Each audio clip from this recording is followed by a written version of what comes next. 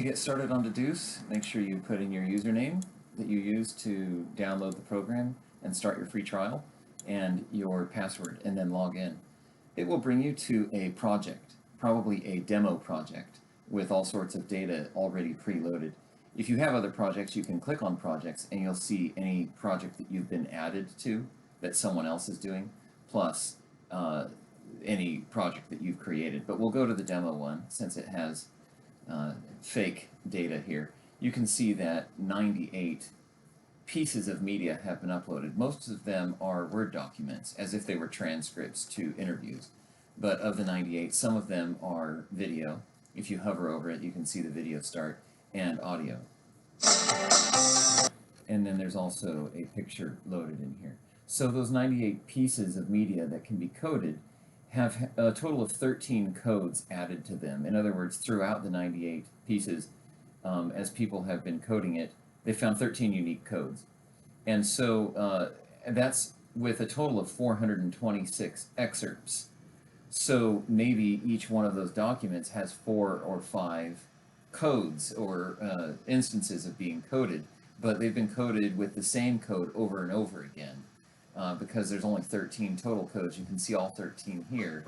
And so roughly some of them may have 10 or 15 or 20 instances where the code duration showed up, or bedtime routine, morning routine showed up. For a total of 449 code applications. Now the reason that's higher than the excerpts is maybe an excerpt has been coded with 2 different codes, and so that number will climb. You may code something as bedtime routine and also code it as great quote, and so that excerpt will have 2 code applications to it.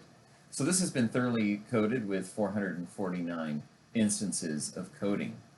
The next thing you can do with this, first of all, if you want to add a transcript, you go to this plus in the circle, and you can choose a text to upload, which would be a transcript, and then you can start coding it. Note over here in the left-hand side, the way that the coding works is the way you will do your analysis. Suppose you believe that reading by others and pre-writing activities both belonged under school prep beliefs. You can just grab that code and stick it in here, and it will become a child.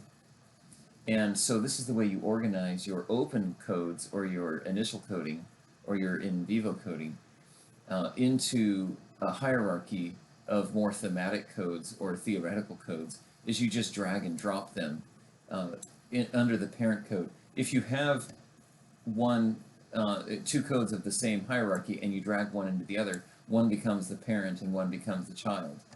So this is the way that you can grab all sorts of initial codes and lump them together under one parent code. You can of course just create a code right here, call it parent code, and then that would be a thematic code where various other codes belong as you discover that they are sub-themes or lower in the hierarchy of this thematic code that you have developed.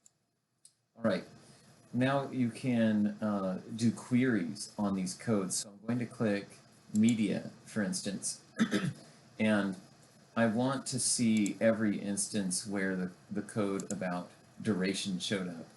And I can see that actually this document has 1 code with duration. This document has 5 codes with bedtime routine. I'll unselect bedtime routine at this point. I can go to this document here where it has a duration code. And over here on the left-hand side, if I hover over that, it will tell me what the code is. Each part that's in color has been coded something. So this was a code called reading by mother. This is one called reading by mother, reading by others.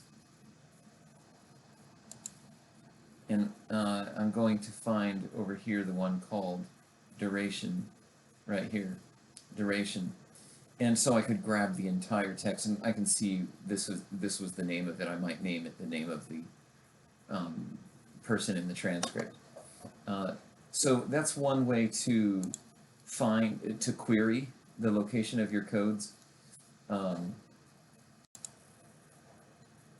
lot of things can be done multiple different ways in Dedoose. You can also click codes here, and you can see each of your 98 documents and how thoroughly they were coded.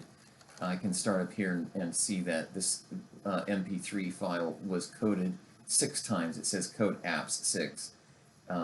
This document was coded 8 times, and so you can see which ones have not been coded at all.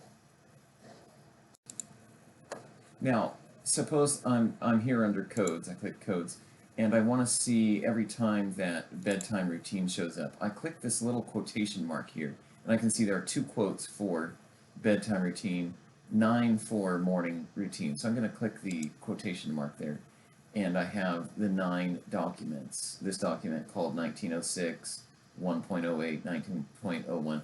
Each one of them has a code in there about morning routine. And as I hover over it, it shows me the excerpt that I had coded. If I click that document, it will pull up that excerpt, and I can actually copy it and paste it in my document. If I want to view it in context, I can click View in Context. Now, that's going to happen, did you see, it happens behind this window. It actually is this window over here where it came up. So I have to drag this window down and see where the context was. Remember, this is a code called morning routine, so now while I'm over here, if I want to find where that showed up, I have to hover over these and find the one called morning routine. There it is, and there's the context of that excerpt that I wanted to grab. And so here you can grab as much of it as you want and paste it into the document that you are writing up.